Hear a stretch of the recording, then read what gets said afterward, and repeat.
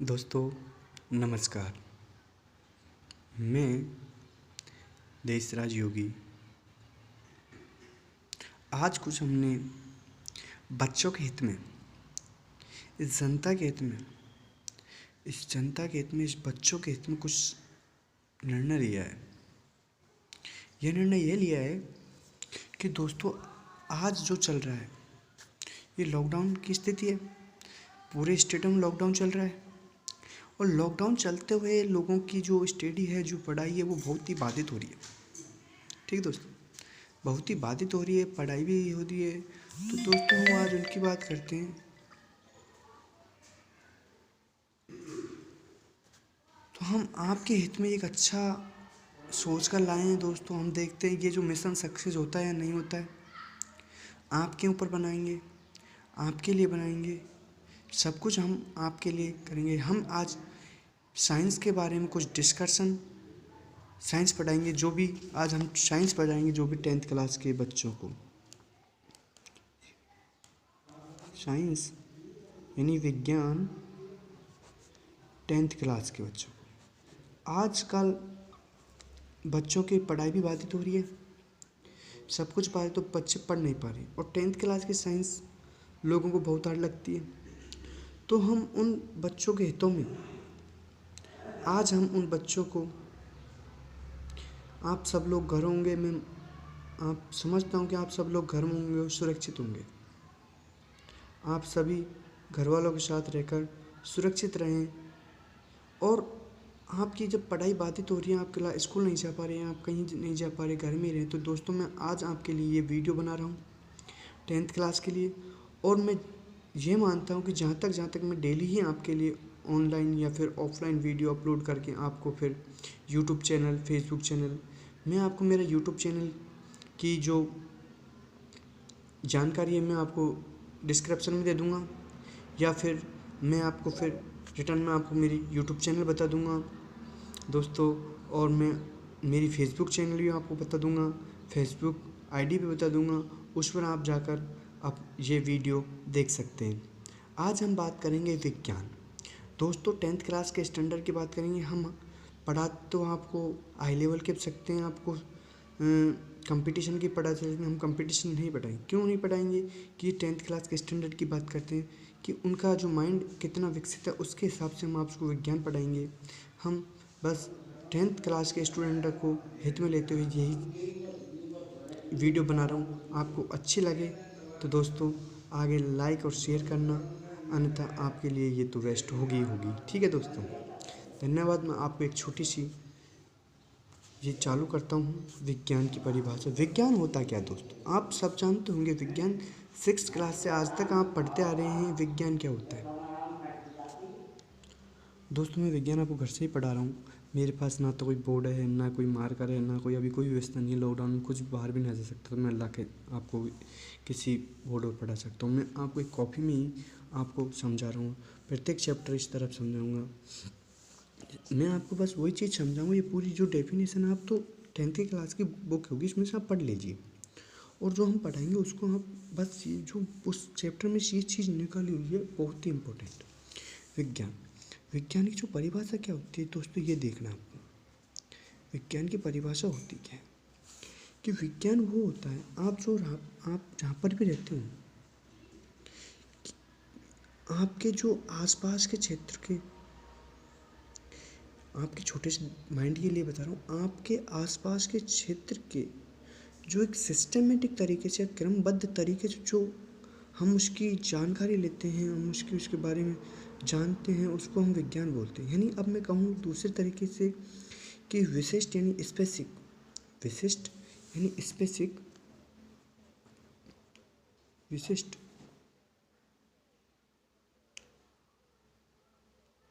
क्रम क्रम क्रमबद्ध, विशिष्ट क्रमबद्ध ज्ञान के अध्ययन को विज्ञान कहते हैं। यानी विशिष्ट क्रमबद्ध ज्ञान के अध्ययन को विज्ञान कहते हैं दोस्तों। यानी एक सही तरीके से जानकारी प्राप्त करना, हम उसके बारे में सही जानकारी प्राप्त करना, सही वो लेना, राय लेना, उसको हम विशिष्ट क्रमबद्ध ज्ञान के अध्ययन को विज्ञान कहते हैं और ये विज्ञान का जो पिता कहला जाता है। आपके छोटे छोटे क्वेश्चन यहाँ से बनते हैं। पितामह कहला जाता है, पिता जो कहला जाता है विज्ञान का, अरस्तु होता है। ठीक है दोस्तों, क्या होता है? अरस्तु, ये जिसका पिता बोला जाता है, अरस्तु। अब जो ये विज्ञान अरस्तु जी ने बना दी, ये आज से बहुत ही पहले बनाई है। और विज्ञान आज से जब बहुत पहले बन चुकी विज्ञान, उन्होंने किसी चीज़ से अध्ययन किया होगा, किसी चीज़ से स्टडी की होगी, जो उन्होंने इक्विपमेंट्स बनाए उसके भी कुछ बारे में जाना होगा उन्हें, जो कोई भी पदार्थ बनाया उनके बारे में जाना होगा। यानी छोटी छोटी जानकारी को जुटा जुटा कर एक बड़ी जानकारी लेना, उसके सही तरीके से अध्ययन करना क्रमबद्ध बोलते हैं, उसको क्रमबद्ध बोलते हैं, सही तरीके से अध्ययन करना। जैसे मैं कहूँ आपको, जैसे आप हो सभी लोग एक क्लास में बैठे हो, हम आपकी ऐसे गिनती करें कि 1 2 3 4 ऊपर नीचे, ऊपर से खड़े खड़े ऊपर से गिनती करें, तो ऐसे गिनती बहुत टाइम लग जाएगा। और एक इस तरह से करें कि एक क्लास में 4, एक फर्स्ट पंक्ति में इतने, फर्स्ट सेकंड पंक्ति में इतने सेकंड। तो इस क्रमबद्ध ज्ञान के अध्ययन को विज्ञान कहते हैं। यानी जो भी हम पढ़ते हैं क्रमबद्ध होना चाहिए, यानी एक सिस्टमेटिक तरीका होना चाहिए पढ़ने का, उसके अध्ययन को हम क्रमबद्ध विज्ञान बोलते हैं। अब विज्ञान आप 10th क्लास में जानते हो, 10th क्लास विज्ञान में टोटल हमने आपको विज्ञान बता दिया कितना होता है विज्ञान।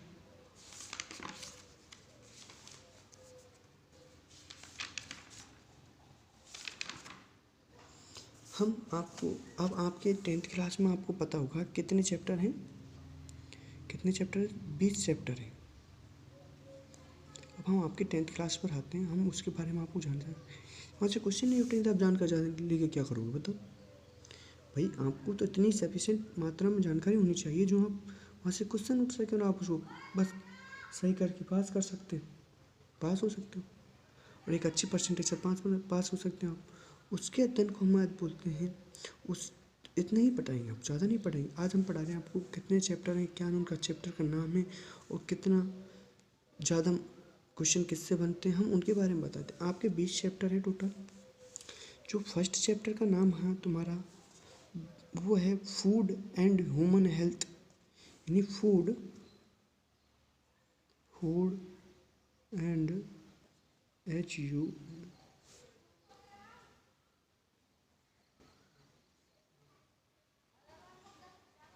हेल्थ, यानी कहते हैं, इसको कहते हैं फूड एंड ह्यूमन हेल्थ को बोलते हैं भोजन एवं मानव स्वास्थ्य, भोजन एवं मानव स्वास्थ्य।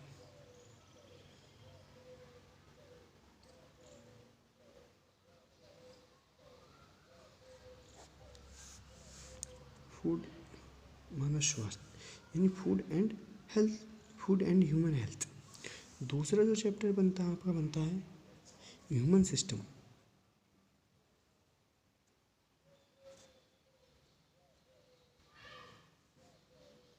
ह्यूमन सिस्टम यानी मानव तंत्र, मानव तंत्र बनता है। तीसरा जो चैप्टर बनता है वो बनता है आपके जेनेटिक्स,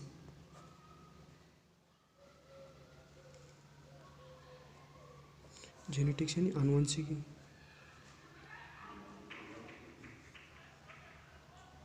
आनुवंशिकी ये बनता है। चौथा जो चैप्टर बनता है आपके, बनता है इम्यूनिटी एंड ब्लड ग्रुप,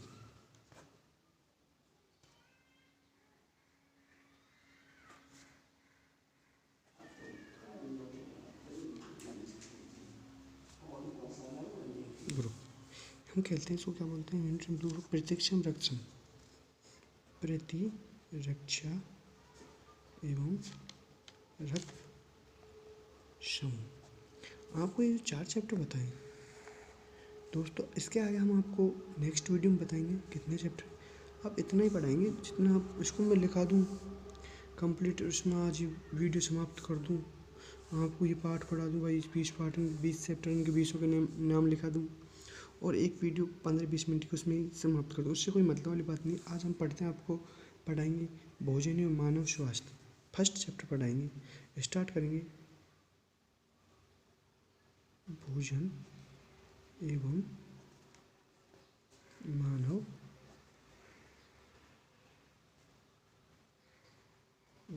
स्वास्थ्य, यानी फूड एंड ह्यूमन हेल्थ। ठीक दोस्तों, अब फूड और ह्यूमन हेल्थ, इसके बारे में मैं आपको कुछ जानकारी दे देता हूँ। क्या होता है भोजन एवं मानव स्वास्थ्य। अब इसमें दो अलग अलग चैप्टर आते हैं, यानी एक भोजन क्या होता है और मानव स्वास्थ्य पर उसका क्या इफेक्ट पड़ता है।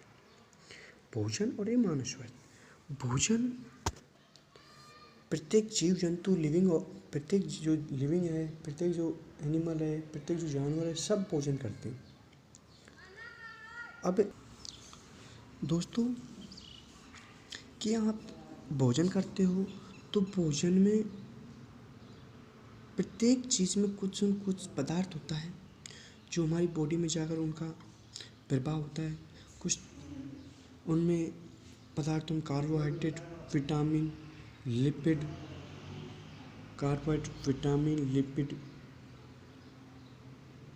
प्रोटीन सब होते हैं। उनका प्रत्येक का एक कार्य होता है। अब पोषण उस प्रकार का होना चाहिए दोस्तों, कि पोषण उस प्रकार का होना चाहिए कि हमें उसमें पर्याप्त मात्रा में सब चीज़ हो। यानी भोजन ऐसा होना चाहिए कि पर्याप्त मात्रा में उसमें सब कंपोनेंट हो, जिसमें कार्बोहाइड्रेट भी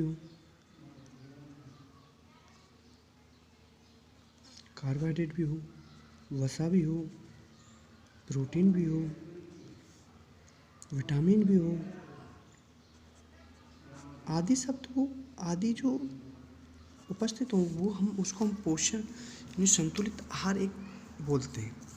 संतुलित आहार यानी बैलेंस फूड, एक संतुलित आहार बोलते हैं। उसको करने से हमारी बॉडी में जो भी रिक्वायर्ड होती है वो कंप्लीट हो जाती है बॉडी की। और बॉडी की जब रिक्वायर्ड प्रत्येक चीज़ कंप्लीट हो जाएगी तो हमारा जो इम्यूनिटी पावर है, इम्यूनिटी क्षमता है, हमारा हार्ट सब तरीके से सही ढंग से काम करेंगे, कोई किसी को कोई प्रॉब्लम नहीं होगी। और एक अच्छा भोजन लेने से हमारा हेल्थ बहुत अच्छी रहती है। दोस्तों, पोषण में हम लेते हैं जैसे कार्बोहाइड्रेट, प्रोटीन, वसा, lipid, vitamin, other any components लेते हैं, तो उनमें अच्छी मात्रा होनी चाहिए। जैसे दोस्तों, कुछ हम नहीं ले पाते हैं सब्जी भोजन के माध्यम, तो हम उनके मेडिसिन के माध्यम से लेते हैं, या फिर अदर किसी फूड के माध्यम से लेते हैं। लेकिन लेना जरूरी है एक संतुलित भोजन के लिए, और एक अच्छे स्वास्थ्य के लिए ये सब होना वेरी आवश्यक है, बहुत ही आवश्यक है। और एक शरीर सही तरीके से तभी काम करेगा जब इनकी पर्याप्त मात्रा बॉडी को मिलती है। मैं आपको उसी तरह समझाना चाहता हूँ, जैसे कोई भी जीव जंतु है उसको अपन सही तरीके से सही समय पर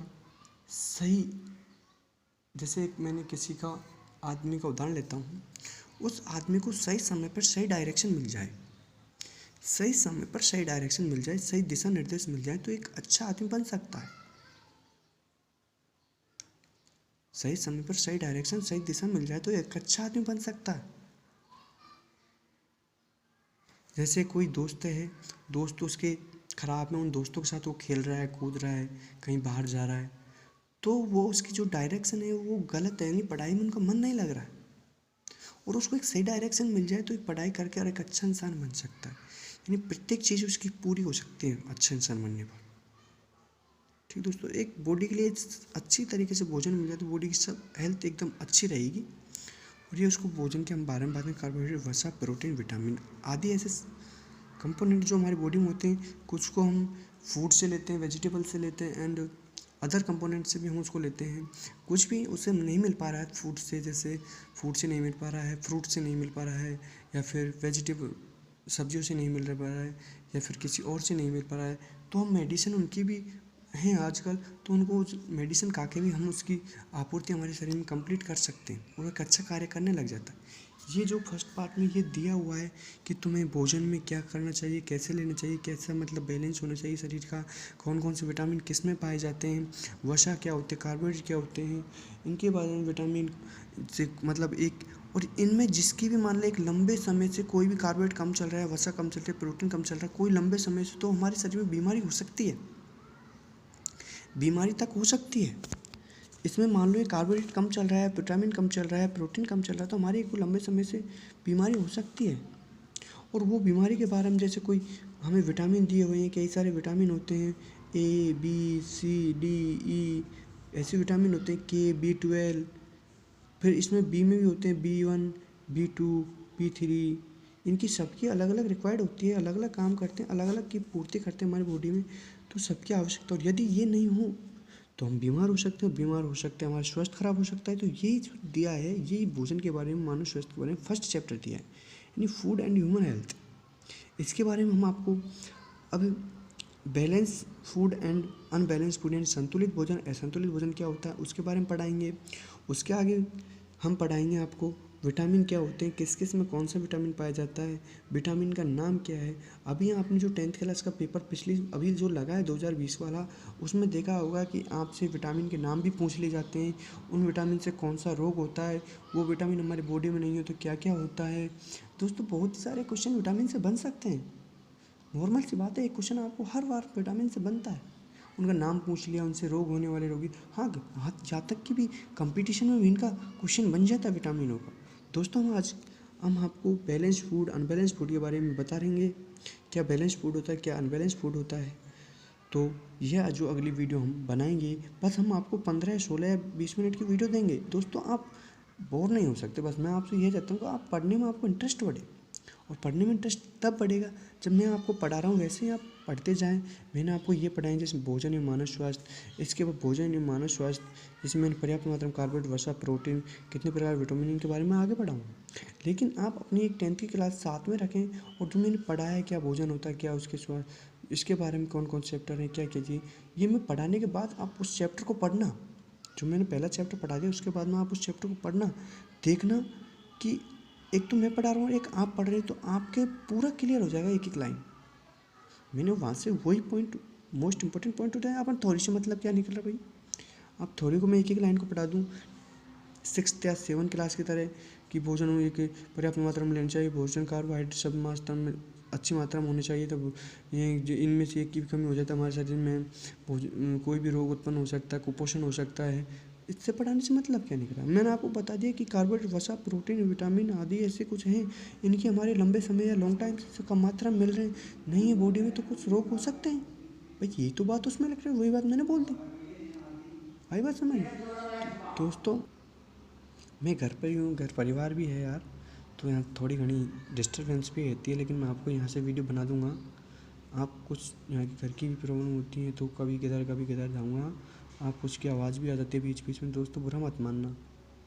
बस मैं घर से, और आप सब घर रहे हैं, आप भी समझते हो घर में कहाँ साइलेंस रहता है, हमेशा शोरगुल रहता है। दोस्तों बस इसके साथ मैं आपको इतनी वीडियो पढ़ा रहा हूँ। आप पढ़ना विज्ञान, 10th का विज्ञान क्या होता है, इसका जनक कौन है, कौन कौन से विज्ञान होती है, मैं आपको जैसे आप 10th क्लास पास करोगे तो उसके बारे में फिर विज्ञान 3 पार्ट में डिवाइडेड होती है, ये मैं आपको बता नहीं रहा, क्यों नहीं बता रहा, आप 10th क्लास पर फोकस करो बस ओनली फॉर, उसके बारे में मत देखो आगे। आपको मैं बता दूँ इतने प्रकार के, इतने टाइप, आपको PSC MSc लेवल तक बता दूँ, उससे मतलब क्या भाई, आपका दिमाग ख़राब, और मेरा तो खैर आपका दिमाग ख़राब सर ने क्या बता दिया, तो मैं आपको उतना ही बता रहा हूँ जो आपके काम का है, इतना ही आपका माइंड विकसित होता है। हम भी 10th पास किए यार, ये थोड़ी मैं आपको बता दूँ भाई फिजिक्स, बॉटनी, जूलॉजी, फिर बॉटनी जूलॉजी में स्पेसिफिक होती है, इनको क्या मतलब है। बस हम तो आपको 10th क्लास का पढ़ाएंगे। और ये वीडियो आपको अच्छी और लगे तो लाइक करना दोस्तों, और शेयर करना। थैंक यू, मैं आपके साथ इसी के साथ धन्यवाद। अगली क्लास में फिर मिलेंगे, जब तक आप अपने घर में सुरक्षित रहें, स्वस्थ रहें और संतुलित भोजन लें। धन्यवाद।